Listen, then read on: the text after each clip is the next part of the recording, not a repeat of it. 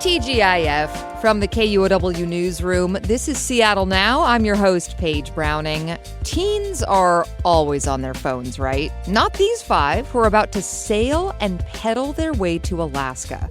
That's in a few minutes, but first, here are today's top stories. It's Friday, June 12th. Starting us out on Aurora Ave. Seattle Mayor Katie Wilson says the city will close 4 residential streets to cars on North Aurora in response to community safety concerns. Public outcry over the last month has centered on a rise in gunfire around the neighborhood, and residents started taking measures into their own hands. Wilson set out the city's plan yesterday. When residents took action and installed barriers on these streets themselves, they were sending a message to us at City Hall. They were telling us that the status quo was not working. They were demanding immediate action, and we have heard that message. Those barriers by residents had prevented cars from circling the neighborhood, but were removed by police last week and replaced with partial barriers that slowed traffic. Wilson says the new neighborhood street closures will stay in place at least through the summer. It's going to feel like summer all weekend. Temperatures ramp up today, ushering in a weekend heat wave. And the National Weather Service has updated the heat advisory for Seattle. It'll now stretch from 11 a.m. this Sunday through 5 a.m. on Tuesday, when temperatures could reach the low 90s. Authorities advise to prevent heat-related illness, stay hydrated, avoid direct sunlight, and keep strenuous activity outdoors to a minimum. It's expected to start cooling down Tuesday afternoon. You may feel like hitting up the beach. Danny Blaine, anyone? A King County judge is deciding whether that longtime nude beach should close. Some neighbors sued the city last year, saying it was allowing illegal activity there. Anna Boyko-Wyrock reports on the closing arguments. First, the plaintiffs. The lawyer for park neighbors argued the city has rubber-stamped illegal conduct in the park, that nudity has exploded and created a nuisance keeping others away. Next was the city of Seattle. Its lawyer said the park is much different now. More police patrols nabbing people behaving badly. As for nudity itself, that's not the problem, because, the lawyer argued, it doesn't cause crime. Park-goers had their own lawyer, too. She argued Denny Blaine is an important cultural institution, a historic safe space for LGBTQ+ people. She said the community needs it, but neighbors want to erase it. Right now, the judge is working on a ruling. He said he didn't know when he'd be done, but that he's working quickly. Anna Boyko-Wyrock, KUOW News.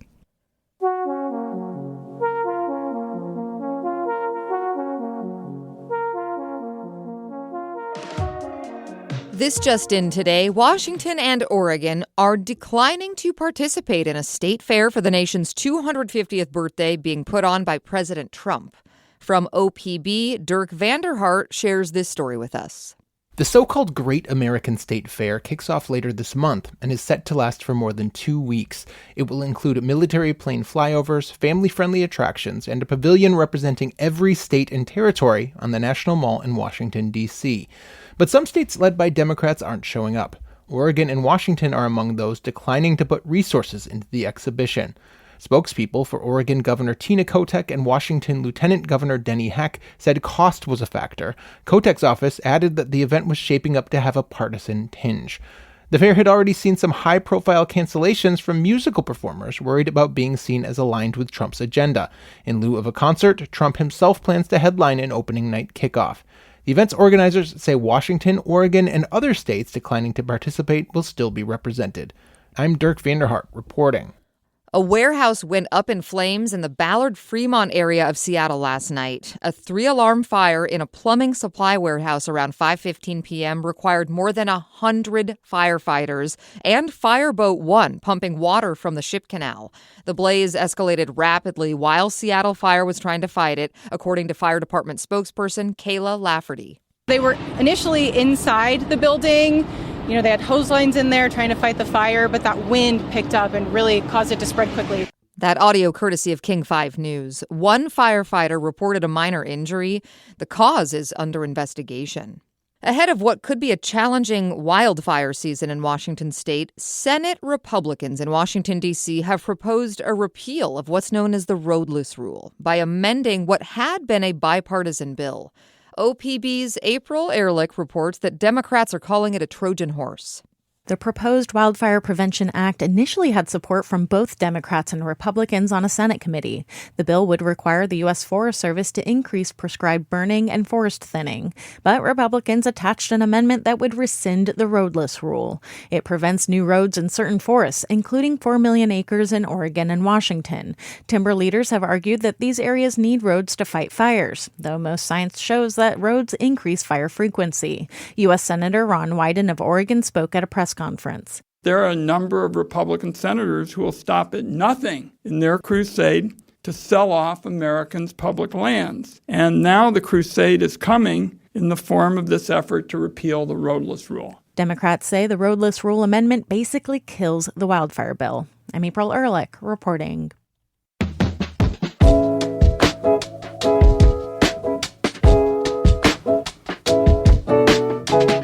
World Cup news for your Friday. A South Seattle youth sports group is refusing to attend the games now and returning 20 free World Cup tickets it received. African Youth Sports Academy founder Ali Abdullah says they're standing in solidarity with Omar Artan, the Somali referee who was denied entry to the U.S. on his way to the tournament this week. Abdullah tells the Seattle Times it was a collective decision by the youth, their families, and community members to return the free tickets to stand up in solidarity with Artan so he's not alone. More on the World Cup. Crews are making final preparations at Lumen Field ahead of Seattle's first World Cup match on Monday. Gates will open 3 hours prior to each match. Anthony Malandra, who's FIFA's venue operations director for Seattle, says that should help ease wait times at security lines. We design our security system so that, everyone can get in, even in that last hour. But we encourage everyone to show up early because we've designed a really great, unique stadium experience for them. During the World Cup, Lumen Field will be called Seattle Stadium. A fan experience zone will be set up inside the gates on the north end of the venue. Temperatures are forecast for the upper 80s for Monday's first match. FIFA has amended its stadium policy to allow fans to bring in one 20-ounce soft plastic sealed water bottle from outside. No hard plastic reusable bottles will be allowed in. There will be hydration stations located in the stadium. With lots of people in town for this, and just because it's beautiful Seattle spring, Washington State Ferries is making some changes now. First, a crackdown on line cutters. The ferry system says it's now going to hand out flyers to passengers, reminding them there's a $150 fine for cutting in the drive to the ferry dock. It's a problem the ferry crews see ramp up each year, with more people heading to the islands. And another change is underway on the Chimacum Ferry between Seattle and Bainbridge. It now has public Wi-Fi as part of a pilot project for the summer.